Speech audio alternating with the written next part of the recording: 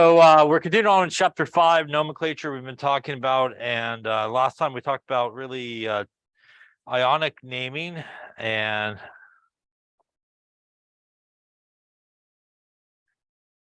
remember that ionic nomenclature always involves a metal and a non-metal.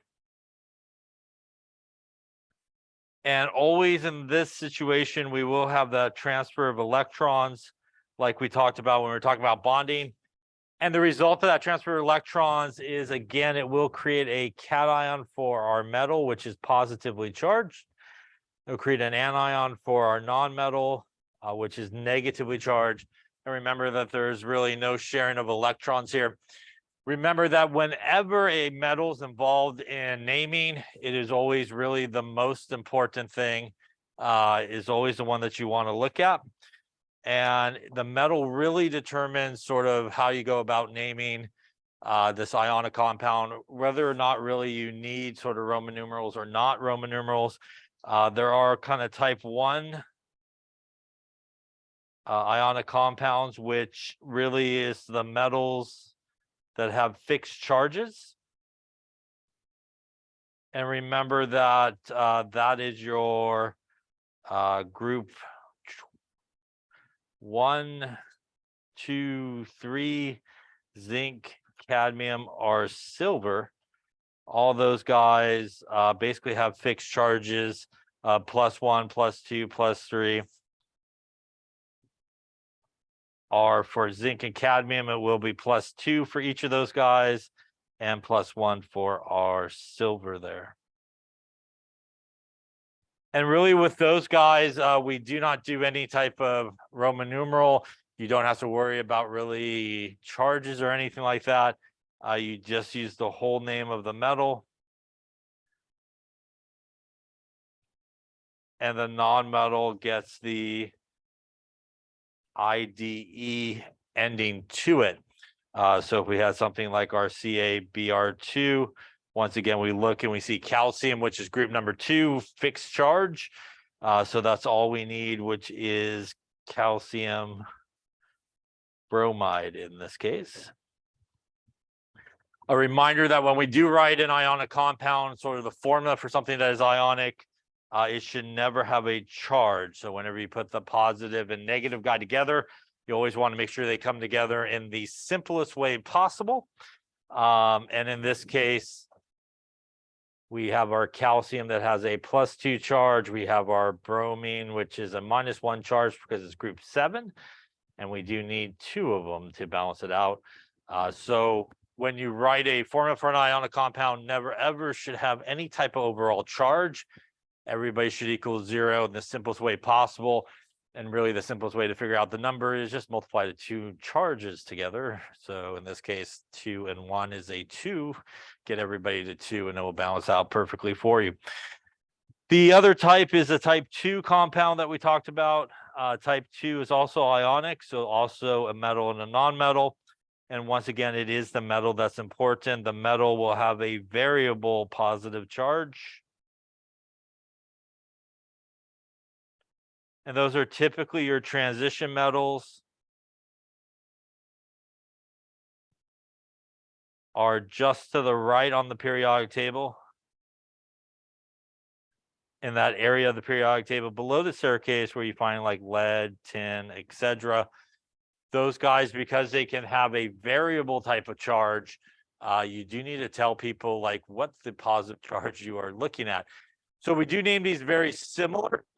Difference is that we do include a Roman numeral when we name these guys, and we use the whole name of the metal. We use a Roman numeral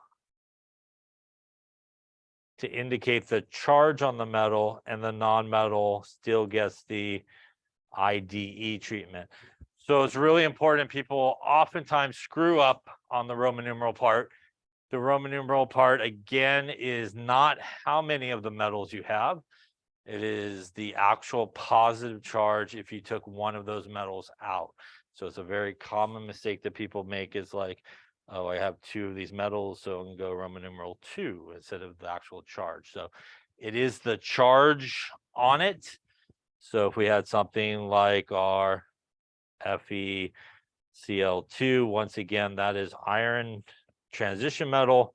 We know that this is group 7, which means it has a -1 charge. So that is +2. So once again, the Roman numeral is not how many you have, but the actual positive charge. So that's a really important thing to keep in mind. Also, the other important thing we talked about is don't use prefixes. Yes, so there's no prefixes being used here in this type of naming. So regardless that you have multiple Cls, it is just chloride at the end. So those are two very, very common mistakes that a lot of people make, is they like lay up some prefixes with ionic compounds, which it should never, ever, I'll say it one more time, ever have. Yes.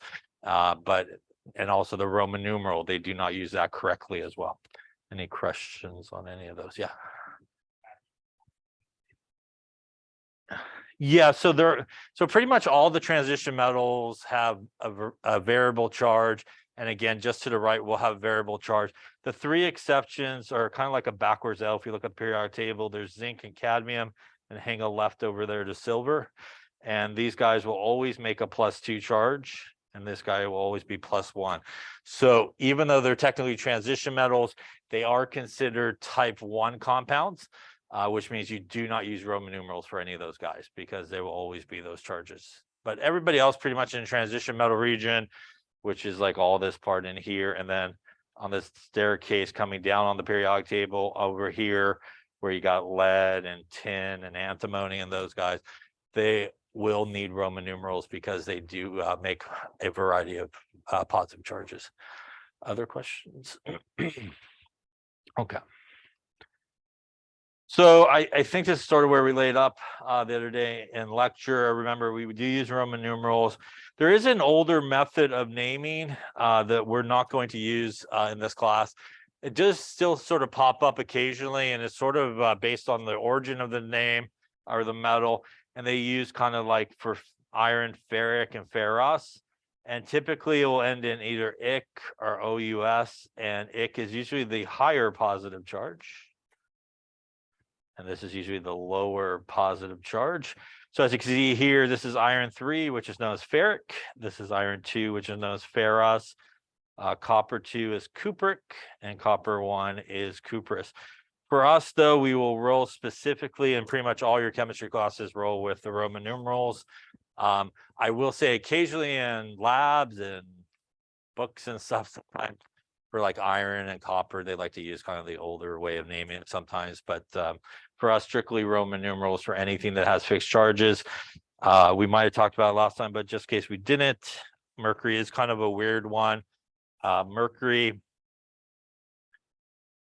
that has all the 2s versus mercury that has just 1, 2+. So the one with the more 2s is actually mercury 1. And the one with just 1, 2 is actually mercury 2. And that's because mercury 1 comes as a dimer, it's basically 2 mercury 1s together, which is why there's a 2 at the bottom versus the other one just comes as a monoatomic ion. How do you know? Again, if you're dealing with, say, the mercury 1 or the mercury 2, again, the 2 usually hangs around in the formula. So for example, if you had something like this,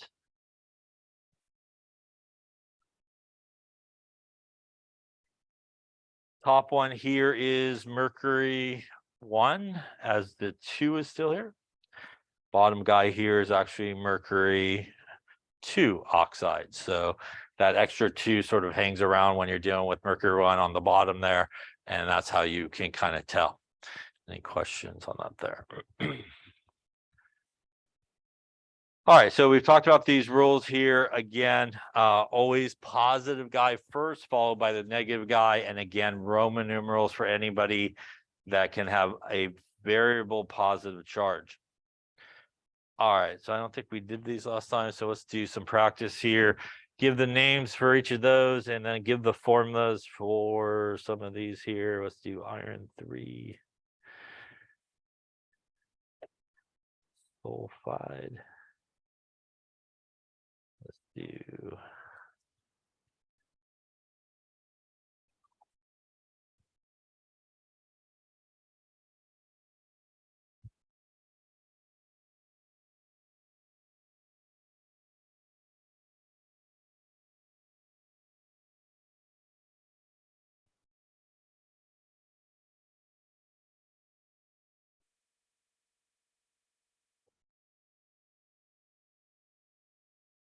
All right, so proper names there on the left, some good formulas there on the right. See what you come up with. Look, see how you're doing. So remember, whenever you're naming, really the first thing you want to do is to make sure you understand what type of compound you're dealing with. So CO is a metal, which is cobalt. Cl is a non-metal, so you know it's ionic. Then it's really always when a metal is involved, that is the most important one. So cobalt's dead center there on the transition metal region, which tells you it's a type 2, which means you do need to figure out the charge. So we do just have one cobalt. We have Cl, which is group 7, and it's -1, and we don't have one of them, but we do have 3 of them, which means basically we have a -3 charge. Remember, we want to balance it out to 0, which means that cobalt in this case should be +3. That means that the name here would be whole name of the metal, cobalt. Once again, the Roman numeral is the charge on one individual metal, which is 3. And as we talked about before, even though there's multiple Cls, doesn't really matter in terms of the naming, it would be chloride in this case. Any questions on that one there?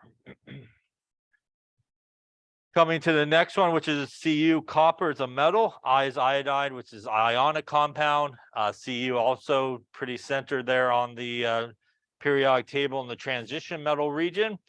That means it has multiple charges, so there's just one of them. Once again, the nice thing about type 2 is you will always know what the charge is for whatever is attached to it. And I is group 7, which means it has a -1 charge.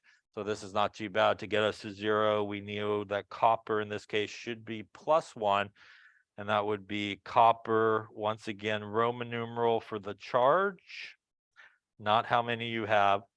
And it'll be iodide, IDE, for the end there. Lastly, here on this side, we have Sn, which is tin. It's a metal. Br is a non-metal. So once again, it's ionic. Once again, we look at tin. It is not a transition metal. It is just to the right there underneath the staircase, which means it's still a metal. And it has a variety of positive charges. So once again, here we have one tin. But we do know Br is group 7 and has a -1 charge. And once again, if you want, you could draw them all out. That means we do have a -4 overall charge. So to balance it out, the tin has to have a +4 charge. And that means that we will have tin Roman numeral 4 because of the 4 charge and bromide. Any question on any of those 3 names? All right, so now that we're given the name, we want to write the formula. Remember, we see iron's a metal, sulfide is sulfur, which is a non-metal. So I know it's ionic, I know it's ions. The nice thing about iron 3 means the iron has a +3 charge. So we don't really have to figure it, but it kind of tells us that. We also know that sulfur is group number 6 on the periodic table. So it has a -2 charge. Once again, if you're not sure, you could just multiply the 2 numbers together. 3 and 2 is 6, and that would give you the simplest way to get to 0. So to get the iron to 6, we need 2 of them. To get the sulfide to 6, we need 3 of them, and that's really our formula. We need 2 of the iron and 3 of the sulfur in that case. Any questions on that one there? Coming to the next one, which is nickel 4. So again, that's going to be nickel with a +4 charge because of the charge. We have Br, which is group 7. And once again, here to balance it out, we need a grand total of 4 of those negative guys. So that will give us a formula of NiBr4. So once again, no charge in the ionic compound formula. But again, it is made up of 2 things that does have a charge. Any question on those 2? Lastly, mercury 1. So mercury 1 is this guy with all the 2s. Chloride is this guy. This does have a +2 charge. That is a -1 charge, which means we need 2 of the Cls to balance it out. And once again here, that 2 on the bottom will stay. We'll end up with 2 of those guys. And we will end up with mercury 1 chloride in this case. Any questions on type 2 compounds? Naming, writing the formula. So as I mentioned, those are really the two biggest mistakes that people make. Roman numeral and I'm trying to think what the other one was. Roman numeral for sure. And using prefixes is the other thing. So as we just saw there, and we talked about, again, prefixes should not be used. Roman numerals, though, should only be used in those transition metals, are those ones that have a variable charge. And those, anybody that has a fixed charge, including those three transition metals of silver, cadmium, or zinc, all do not need Roman numerals. Yeah. Silver is the +1 charge, yeah. So basically zinc and cadmium plus, and then hang a left at cadmium, and silver will be a +1. It's kind of almost like a backwards L there on your periodic table if you go down that way. Other questions on that? All right. So why don't you give these guys a go, give the names for each of these, see what all right, let's take a look. So here we have mercury, which is a metal, oxygen, which is a non-metal. So this is definitely an ionic compound. Mercury definitely a transition metal, so obviously it can have multiple charges. So in this case, you may not know what it is, but we do know oxygen is group 6. That should have a -2 charge. That means that the mercury here will actually have a +2 charge. And since mercury is kind of a weird one, this is mercury 1 or 2 in this case. This is mercury 2. Again, there's not that extra 2 on the bottom to tell us that would be mercury 1. And then this would be oxide. Coming this way, that is magnesium and bromine. Magnesium, a metal. It is group 2, which means it has a fixed positive charge. So it is a type 1. So it means we don't need Roman numerals. So we're just going to use the whole name here, which is magnesium and bromide. Again, the cation in this case would be magnesium with a +2 charge. The anion in this case would be Br-, not Br2-, just Br- would be the correct formula for the cation. So again, a reminder, as you see there, if you are asked to write the formula for an ion, should have charges. But if you're asked to write the formula for an ionic compound where you put them both together, no charge. Then obviously you name it appropriately here. Next one is lithium, which is a metal, oxygen, which is a non-metal. Once again, it's always the metals, the important one. That is type 1 because it is group 1, which means we just go ahead and name it, which would be lithium. And once again, this would be oxide. The cation in this case, once again, will be lithium with a +1 charge, not Li2. Again, the 2 means that you have 2 of these. And that is the proper formula for each of them. And the anion would be oxygen with a -2 charge or an oxide ion. Lastly, here we have Cr, which is chromium, which is a metal, F, which is fluorine, which is a non-metal. So once again, it's ionic. Looking at the metal like we should do, we see it in the middle of the transition metal region, which tells me I do need a Roman numeral. It's a type 2 compound. I do know that fluorine is group 7, has a -1 charge, and there are 2 of them. So that is 2.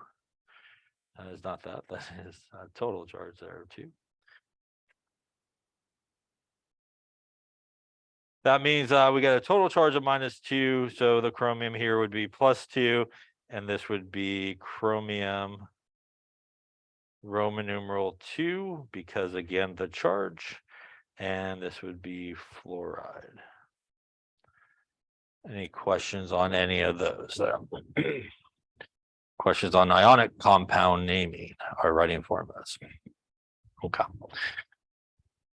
So the next thing we're going to talk about is, and again, this is a decision tree when we're doing type 1 or type 2. And once again, it is that metal that determines which way that you go on that. We're going to talk about type 3 binary compounds. These are really covalent compounds,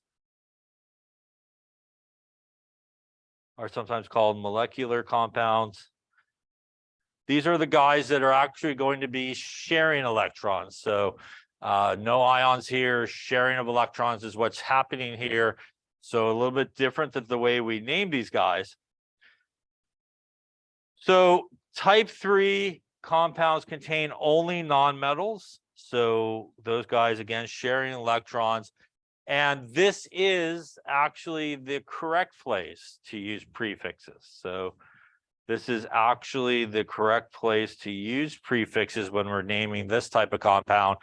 There's a table coming up, but again, the prefixes are mono for 1, di for 2, tri for 3, tetra for 4, penta for 5, hexa for 6, hepta for 7, octa for 8, nona for 9, and deca for 10.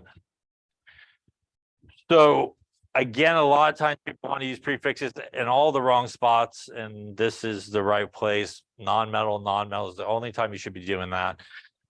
And there are a couple of rules, as we'll talk about here in the next few slides, but essentially mono is not used on the first name, but it is okay on the second. And the other really main thing that occurs is sometimes with these prefixes and the first letter of the next name or the element name, we get a couple of vowels that back up to each other. So a lot of times what we'll do is get rid of some vowels. So usually a bad situation is get a couple of O's to back up to each other, or an A and an O, and we usually will get rid of the vowel that comes from the prefix, so we don't get some unusual sort of spellings. So those are the two main sort of rules in terms of naming type 3 compounds: prefixes, and don't use mono on the first one. Second name, okay, and we'll watch some of those funky spellings. Now, what are the other rules for it? The other rules are, I'm not sure if that's the correct table. I think it might be, but just in case, you should have a table in your book. The rules is pretty simple. The first element of the formula is the first name that you use, and you use the whole name of it. The second element in the formula gets the IDE at the end of it. So kind of the same idea. We use the appropriate prefix. So basically prefix if needed, first element name, and then prefix for the second guy and the second element name. So for example, if we had capital C, capital O, that is carbon, which is a nonmetal.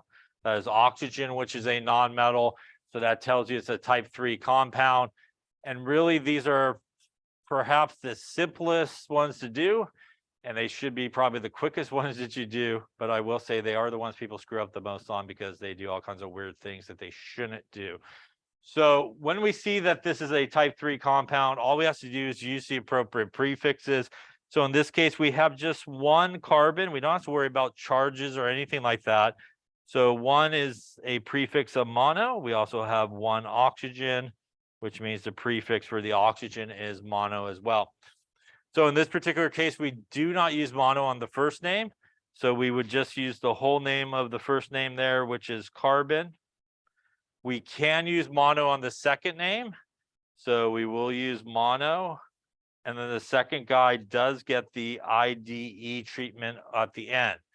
This is a situation where, as you can see, what I was just talking about, when we kind of use the prefix and the first letter of the name there, we do get a couple of O's that back up to each other. So this is a situation, we do not call it usually carbon monoxide. We usually just call it carbon monoxide, right? So we get rid of that O, and then the proper name here would be carbon monoxide, IDE.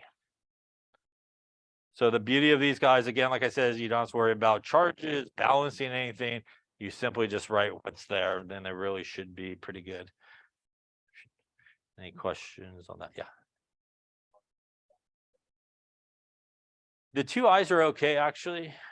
In most cases, two I's are actually okay. It's really just mainly And most cases, the A and the O and the O and the O that usually are problematic in terms of that. Yeah. Other questions?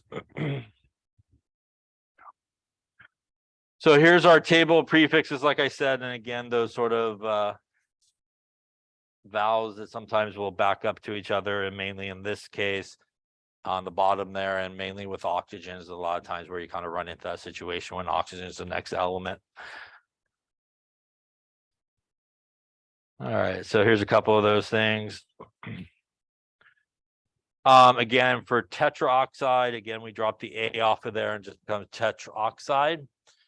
A reminder, a couple of things with our type 3, there are certain things that do go by just common names. So I think we might talk about some of these last time, but just to remind everybody, H2O is water. It's not a trick question. NH3 is ammonia. And CH4 is methane, which is your simplest organic compound you could have. So those three, you really should always go by the common name. Again, we don't usually use sort of this type of naming for water. So we don't usually call it like dihydrogen oxide because nobody wants a glass of that. For NH3, do we call it like nitrogen trihydride or anything like that? So we do go by those common names for those guys. All right, so why don't you name some of these here, and when we do some formulas of dinitrogen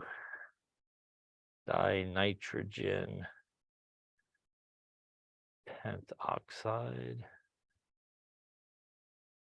Let's do carbon tetrachloride. Let's do trioxygen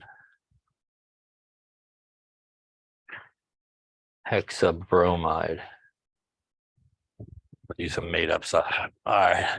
So on the left-hand side there, proper name, right-hand side, proper formula would be good.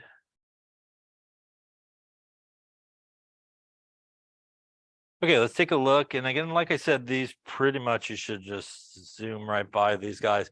So first off, I see I2O7. I is a nonmetal, O is a nonmetal. So right off the bat, you know it's type 3, it's prefixes. You don't have to worry about balancing anything.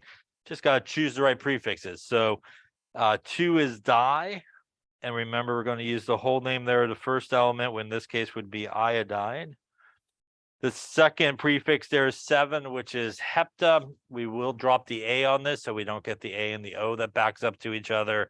And we will get the hept. And again, the second element gets the IDE at the end of it. So diiodine heptoxide here. Any questions on that one? Coming to the next one, which is CO2. Once again, we see 2 nonmetals, which tells us it's type 3. We have only 1 carbon, which is mono, and we know we should not use that on the first name. So we're just going to call it carbon there. We do have 2 oxygens, so we can use the appropriate prefix, which is di. And again, the IDE there on the back end gives us carbon dioxide in this case. Any questions on that one? One on the bottom, phosphorus, which is a nonmetal, Cl, which is a nonmetal. So once again, we only have 1 phosphorus. So no mono on the first name. So phosphorus. 3 is tri, a little trichloride action. Yeah. Any questions on any of those names there? Now, probably the easiest of all naming stuff is the right-hand side there when you have that type of name and writing those formulas. So as soon as you look at those names and you see prefixes, you should know it is type 3, and you should be really happy because frankly, you should just write what it says. So di is 2 and nitrogen is N, so that's an N2. Penta is 5, oxygen is O, O5, and you're done. Nothing to balance, no charges. You just basically write exactly what it says. Here we have carbon tetrachloride. Although there is no prefix there, there is a prefix there, and we know they're both nonmetals, which means they're type 3. So no prefix means we just have 1 carbon, so we put a C. Tetra is 4, and chloride is Cl. So do a little CCl4, and we should be in good shape. And lastly, here we got some prefixes working. So Our made up thing tri is 3, oxygen's O, so that's an O3. Hexa is 6, bromide is Br. Little made up thing, but we'll use it. O3Br6 in this case. Yeah. Any questions on any of those formulas? So really probably the easiest of them all is doing that move right there from name to formula. When it is type 3, all you got to do is pretty much write what it says, no charges or anything to balance. Any questions on that there? Yeah.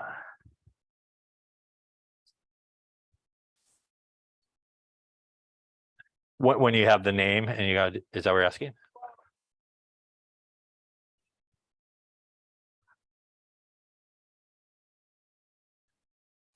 You wouldn't in this, I think I know, like, you know, like in your lab where you have the charges and you're like putting them together or something like that.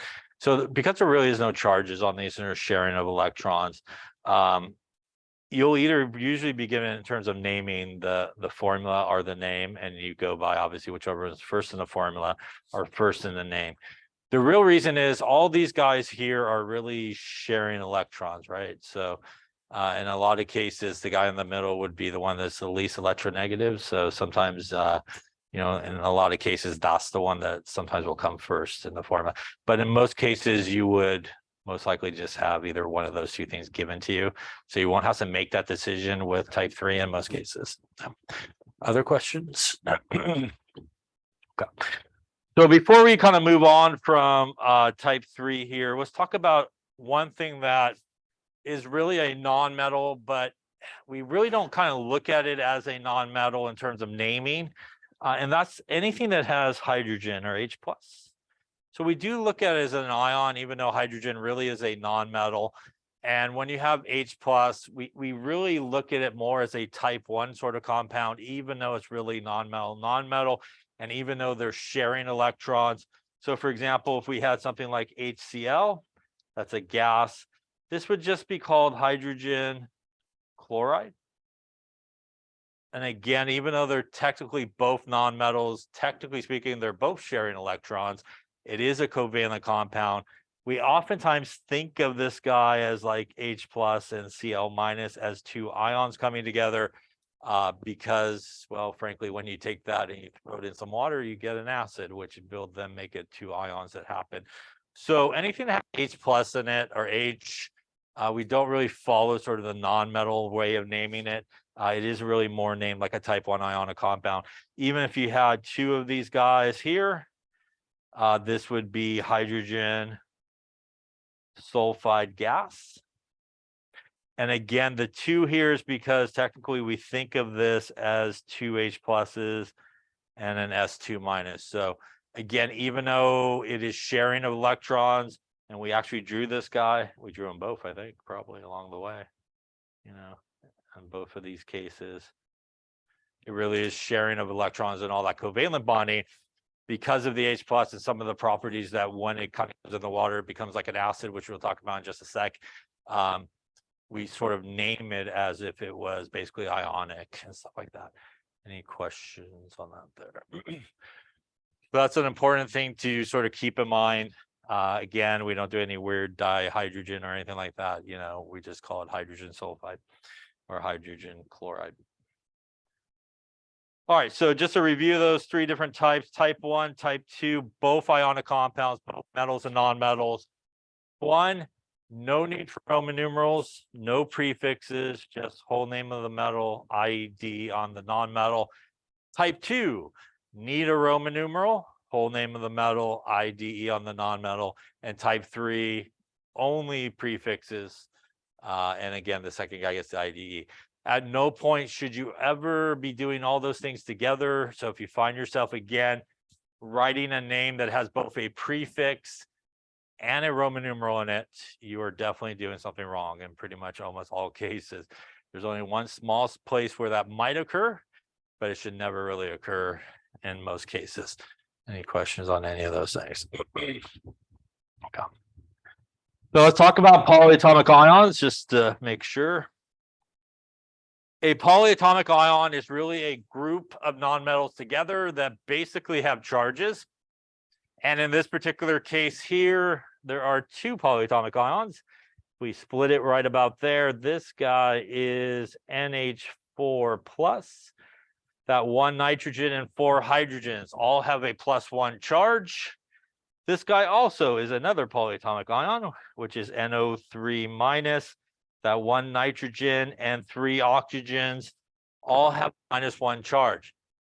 They never break apart into individual ions. They move around as groups. And the reason they move around as groups are they are covalently sharing electrons. We actually drew both of these things. When we did Lewis structures, we had our NH4. Looks something like this. We also drew nitrate. Looks like this.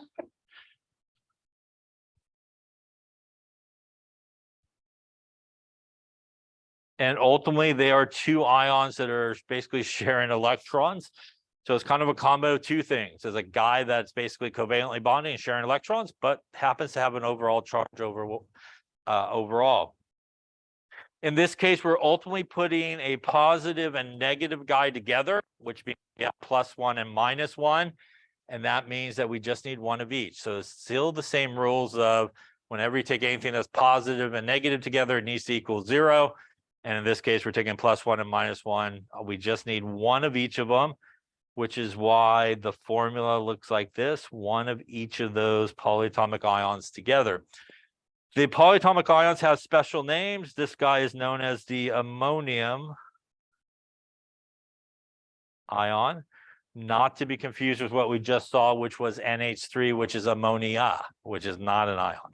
So NH3 is ammonia, NH4 plus is ammonium, which is an ion. This is known as the nitrate ion. The good news about polyatomic ions are you just use their name. So in this case, when we put it together, this would be known as ammonium nitrate. It really doesn't matter if there's more than one polyatomic ion, 2, 3, 4, however many you have. You just simply use the whole name of the polyatomic ion. Questions on that there?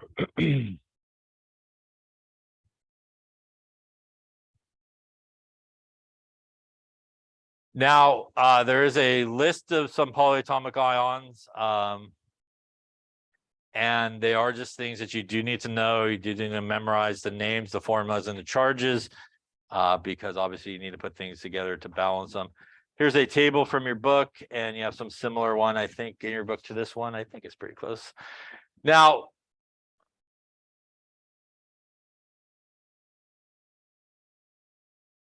and help you memorize them.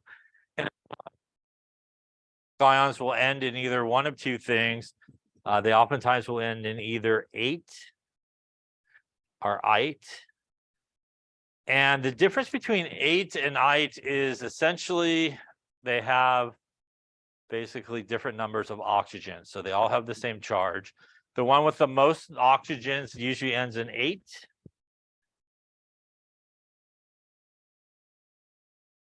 And the one with the least oxygens usually ends in ite.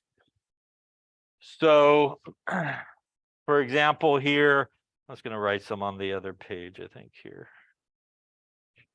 So, for example, if we had something like NO3 minus, NO2 minus, SO4 2 minus, SO3 2 minus, PO4 3 minus, PO3 3 minus,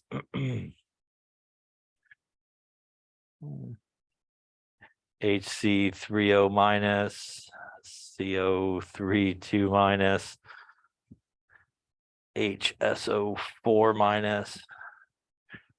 We'll do ClO4 minus, ClO3 minus, ClO2 minus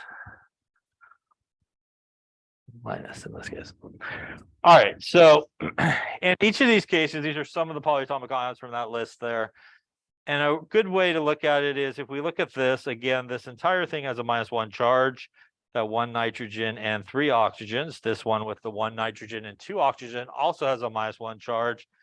This is known as nitrate nitrate, ATE, has the most oxygens. This is known as nitrite. Only difference is the number of oxygens. This guy here, which has 1 sulfur and 4 oxygens minus 2 charge, is known as sulfate. This guy here with the 3 oxygens and 1 sulfur minus 2 charge is sulfite. This is phosphate. This one with the least number of oxygens is phosphite. So a lot of times in a group of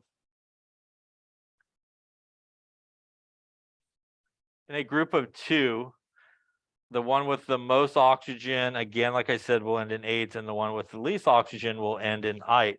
So one approach to sort of remembering these is, frankly, you could remember all the eights and know if you need an ite, it's 1 oxygen less. Everything else is the same. Charge stays the same. Everything changed the same. Or you can remember all the ites and know if you need an ate, you just add an oxygen. So that is as simple as it is. Everything else stays the same. Just either add an oxygen or take away an oxygen, depending on which way you're going, is a good way to do that. This guy here is carbonate. And above it, we put a hydrogen on it, which is actually an H+. So this is sometimes known as hydrogen carbonate. This is sulfate with an H+ on it, and that is sometimes referred to as hydrogen sulfate. Another very common thing for those two is instead of hydrogen, people use bi instead of hydrogen. So this is very commonly called bicarbonate.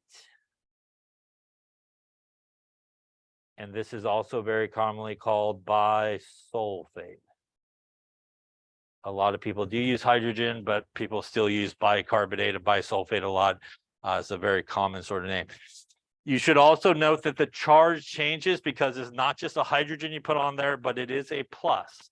So -2 from carbonate and +1 gives you the -1 you're left over with when you add a +1 and a -2 together. So the charge does change when you do that. Now, there are groups of 4 that are related to each other. This is the most common one here. They all have a -1 charge. The only difference is the number of oxygens. So everybody on the left here has the most oxygens, which means they end in ate. So that would be chlorate. And this guy would be chlorate. But clearly you could not have 2 names for 2 different. A group of 4 are related to each other, just 4. A group of 4, they're related to each other. The one with the most oxygen in that group of 4 will also start with per. So that is perchlorate, and that is chlorate. The 2 on the right have the least number of oxygens, which means they should end in ite. So this would be chlorite. This would also be chlorite. Once again, you cannot have 2 things with the same name. So the one with the least number of oxygens in a group of 4 will also start with hypo. So that is hypochlorite. So in a group of 4 that are related to each other, and the only thing that changes is the number of oxygens. Again, in each of these cases, they all have a -1 charge, and the only difference is the number of oxygens in each of them. First off, any questions on that? So that's a really good way to remember it, is by, okay, add an oxygen, take an oxygen away, and you could adjust the name and the charge. By the way, if I laid up this guy here, that is Br03-. What would you think that name would be? Yeah, so ClO3- is chlorate, right? And we put bromine in there, it'll become bromate. Yeah. If we put I in there, it'll become iodate. Yeah. So all works the same way. So this would be bromate here. Any questions on that? Did I really substitute out anybody out in group 7 for that Cl and basically would name the same? If I had Br04-, that would be,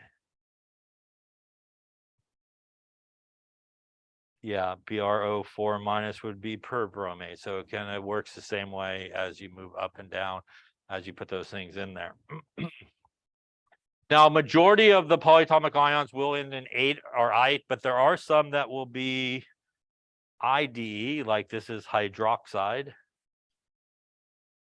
This is cyanide. There's azide as well, which is N3 minus. So there's a few that end in IDE, but a vast majority of them will end in that ATE or ITE. For example, this one, MnO4 minus.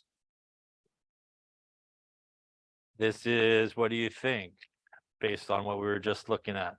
So ClO4 minus is perchlorate. This is permanganate.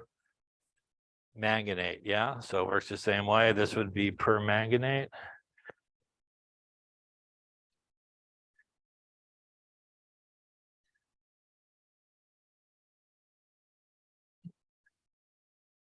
MnO3 minus would be manganate. Yeah. MnO2 minus would be manganite, right? MnO minus would be hypomanganite. So you could really kind of move up and down by just changing the number of oxygens and kind of following the same pattern in a lot of cases. Question on that?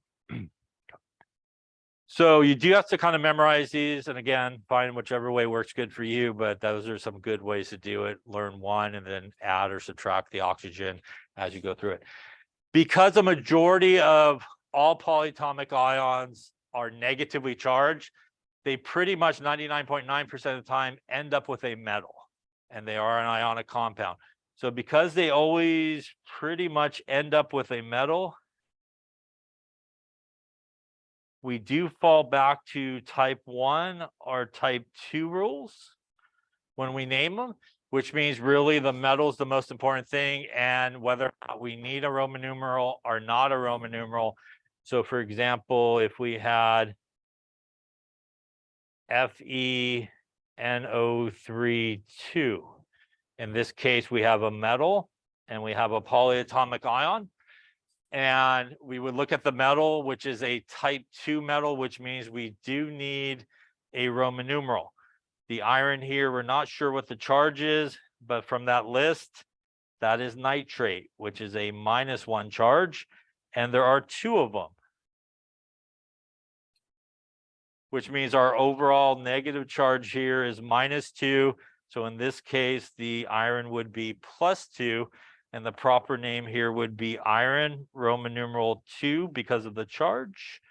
And once again, even though there are multiple nitrates, we just use the polyatomic name. It doesn't matter, no prefix or anything like that. So that would be iron, Roman numeral 2 nitrate. This guy here would then be what? Ca is a metal, which is calcium, type 1 or type 2. Does calcium have a fixed charge or a variable charge? Has a fixed charge, which makes it a type 1. So we do not need a Roman numeral. So we would go with calcium, and this would be sulfate, which would be the polyatomic ion. That is because the sulfate is a -2 charge. The calcium is a +2 charge. So they balance each other out. You only need one of each of those. First off, any questions on that? Couple important things here. First off, you have one polyatomic ion like I did here. No need for parentheses. When you have multiple polyatomic ions and you're writing the formula, again, the formula needs to equal 0 overall charge. You do need parentheses, because if I did not use parentheses and I just wrote this, what does that mean? I have how many oxygens? 32, which is not my intention, right? So whenever you have more than one polyatomic ion, you do need to put parentheses around it and the number on the bottom right there as to how many you have. So that's an important thing to keep in mind. Any question? All right, let's do some here. We'll go to the chart maybe. Here we go. All right, so let's do FeOH3. Let's do Na2SO4. And let's do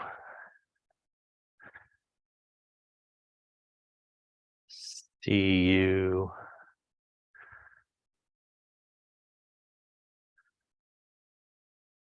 ClO42. So let's do some names on those guys. Let's do some formulas of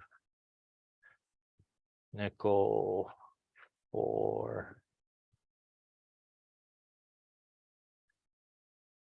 acetate. Let's do some barium hydrogen carbonate. Let's do ammonium sulfide. All right, so names on the right, formulas on the left. I'll leave that up there so you got the table there, but you will need to know the table. All right, let's take a look and see. So again, starting here, this is iron, which is a transition metal, means it's type 2, and that's hydroxide. So once again, not sure what that is, but from the table, we do know hydroxide's OH minus, and there are 3 of them, which means that this needs to be a +3 there to balance it out. We do need a Roman numeral, so that would be iron Roman numeral 3. And again, doesn't matter how many of those hydroxides you have, you just call it hydroxide. Any questions on that one there? Next one is sodium, which is a metal. That's a type 1 metal, so that's all I need to name it. This would be sodium, and SO4 is SO4 2-, which would be sulfate in this case. And that is a sodium with a +1 charge, and a sulfate with a -2 charge is our anion. This is copper, which is a transition metal, so I do need to figure out the charge. So my copper, I do need, this is perchlorate, which each one has a -1 charge, and there's 2 of them, which means in this case, the copper would have a +2 charge, and this would be copper Roman numeral 2 because of the charge. And again, even though there's multiples there, it is just perchlorate, the name of the polyatomic ion. Any questions on any of those names? So they really do follow type 1 or type 2 rules when that metal shows up. Coming over here, we're just going to put it together. So nickel 4 means the nickel has a +4 charge. Acetate is right there, which would be C2H3O2-. So that's a -1 and a +4. So we do need 4 of those guys to balance out the charge. And we do need to use parentheses in this case, C2H3O2, and we need 4 of them. That tells us we have 4 acetates, each at -1. We'll balance out the +4 charge from our nickel in this case. Any questions on that one? Barium, which is group 2 +2. Hydrogen carbonate is this guy. So once again, that's +2 and -1. So to put it together, we need -2 here to balance it out. So that means we have 1 barium and 2 of these polyatomic ions. So we do need parentheses to indicate how many we have. Any questions on that one? Lastly here, ammonium is NH4+. Sulfide is actually for the periodic table. It is sulfur as a -2 charge. In this case, we actually need more of the positive guy. We need a grand total of 2. And that means we will need parentheses since that's a polyatomic ion, and 2. And just 1 of the S's would give us ammonium sulfide. Any questions on any of those names or how to write the formulas? The one and only place where you would use a prefix in a Roman numeral is if you happen to use something like this guy that actually has a prefix in its name. That's the only time that you could use a prefix and a Roman numeral together, because the polyatomic ion actually has it in its name. Other than that, you should never do it along the way. Any question on polyatomic ions? Okay, last thing we're going to finish up here on is talking about acids. So I'm just going to kind of do this, so we'll follow the notes that come down the road here. in the handout. But acids are substances that can produce H+ in solution. And because of that, acids usually will have the aqueous symbol written next to their formulas. And that describes basically that it's in solution and those H+ ions are basically floating around.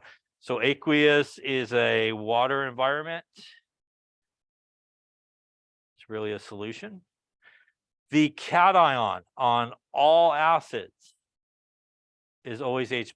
So H+ is always the cation in an acid. The negative guy really is what determines kind of what type of acid we're dealing with. So when we name acids, it all is about oxygen. And if your acid does not have oxygen in it, the way that you name it is it should start with hydro something ic acid, like HCl. No oxygen. So this would be hydrochloric would be the middle part there. So this would be hydrochloric acid. HBr would then be hydrobromic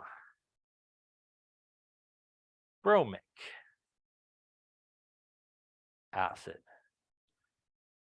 So if you have no oxygen, acid should always start with hydro, should be ic acid.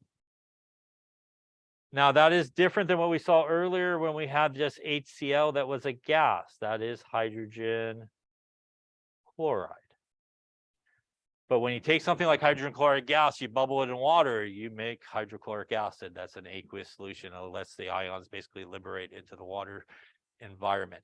So that's why it's really important when you write formulas for acids that you put the aqueous next to it so that you know that you're talking about the acid rather than, say, the gas, which would be named something slightly different. Any questions on that? Now, if your acid does have oxygen, it is sometimes referred to as an oxyacid because of that. So if the answer is yes, it will have one of those polyatomic ions,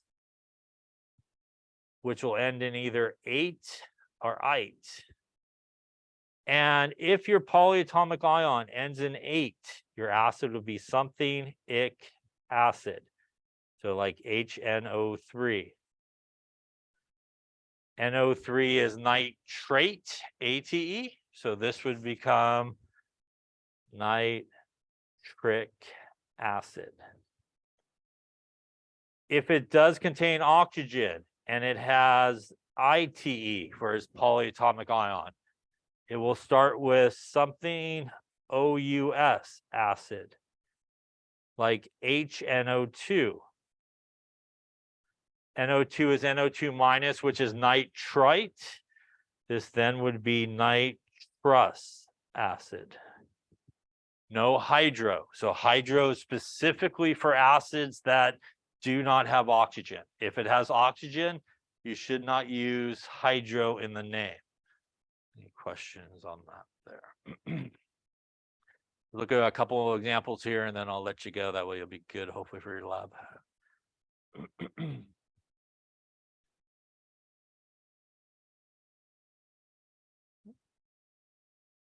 Very good. Yeah. Okay. So let's take a look at some here and just talk about how to go about sort of solving them. Let's say we had something like this, H2SO4.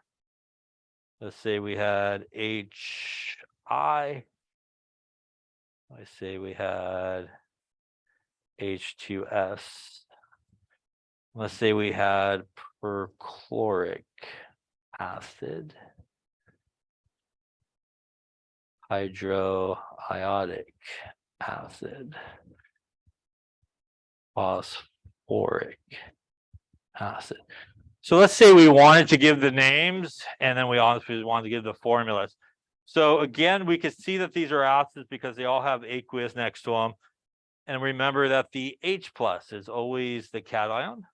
That means that this is SO4 2-, which is sulfate. It has oxygen, which means this then should be sulfuric acid. Again, 8-ic. You feel like you ate too much, you feel icky. That's a good way to remember that. Here, this guy has no oxygen, which means it should start with hydro. And this would then be hydroiodic acid, as that part is the I part here. Any question on that? Again, the cation here would be H plus. The anion formula would be I minus in this case. What should this one be called then? That's exactly what it should be called. There's no oxygen, so it should be hydrosulfuric acid. Again, the cation is H plus. The anion is S2 minus in this case. Any questions on any of those there? Now, when you have the name, you want to work your way backwards and make it easier for yourself. First off, when I see this as an acid, I do not see hydro, which means this oxygen or this acid should contain oxygen. I also know that when it ends in ic, my polyatomic ion should end in 8, which means if I cross that out and put 8, that says perchlorate. So now I know what ion it should be. It should be ClO4 minus, and 100% of the time for an acid, the cation is H plus. So now I'm just going to put these together like a normal ionic compound, and that would give me HClO4. I will put the aqueous next to it. So it looks good. All right, so obviously I did them right next to each other. So this has hydro, which means it doesn't contain oxygen. So it is going to be H plus, and that's going to be iodide. And obviously we would put it together there. Bad selection there, I suppose. How about phosphoric here, right? If I do take out the IC and put the 8, that's phosphorate, which is PO4 3 minus and my H plus. I need how many of the hydrogens in this case? 3. So this should be H3PO4 aqueous, right? And one last one, what would be sulfurous acid? Which, yeah, so if we look at this, OUS means it will end in ITE. So that's kind of like sulfite basically. And sulfite is SO3 2 minus, and our hydrogen is H2. That means we H plus, so we'll end up with H2SO3 here as well. So you could kind of work your way backwards from the name. You could figure out what polyatomic ion it is by taking out the IC or the OUS, and you could put in what you need. Any questions on any of those there? All right, we'll lay it up there for today. Couple